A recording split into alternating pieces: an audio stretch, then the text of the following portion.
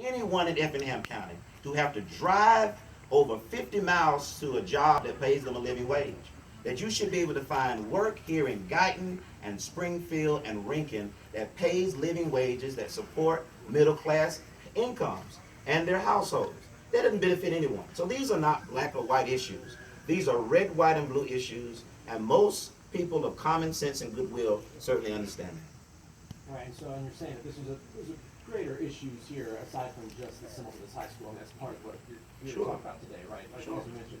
But as far as that particular case goes, I mean, this will go to the school board if they decide that no, we decide we don't want to change it. I mean, what's the plan from there? Well, the plan then is to elect a new school board. Every person who sits on school boards and city councils and county commissions they have a job interview every election. And if they don't satisfy the requirements of this community will simply elect a school board, a county commission, a city council who will respond effectively to the concerns of this community.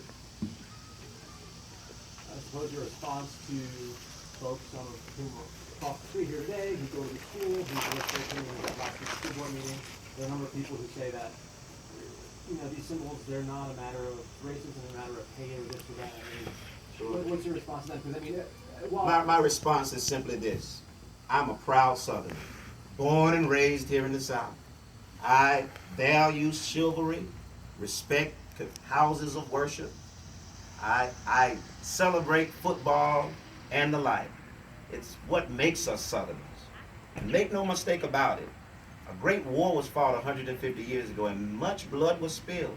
And for those who honor those who fought in that war, then I stand beside them in honoring the dead. That's the better part of our tradition. We still pull over for funeral processions here in the South.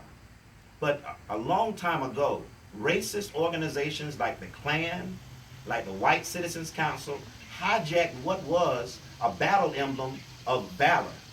And they used it in a tyranny, a campaign of oppression that resulted in nearly 8,000 lynchings in the South.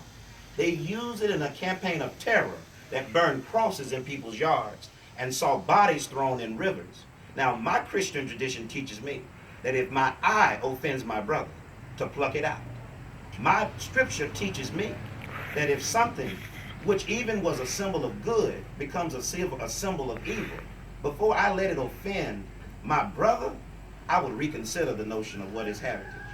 And so in that regard, in the same way that the swastika was an Indian insignia which represented peace and friendship, but was hijacked by the Nazi Party and now doesn't stand for its original meaning, but stands for a gross distortion of evil that launched us into a world war, that Confederate swastika stands for the same thing today.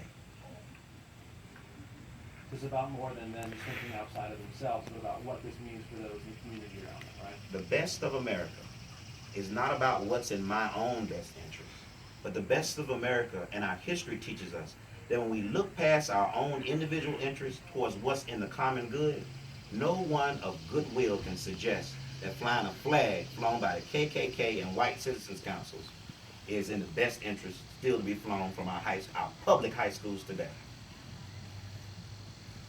Is there anything else you want to add that we may not have asked?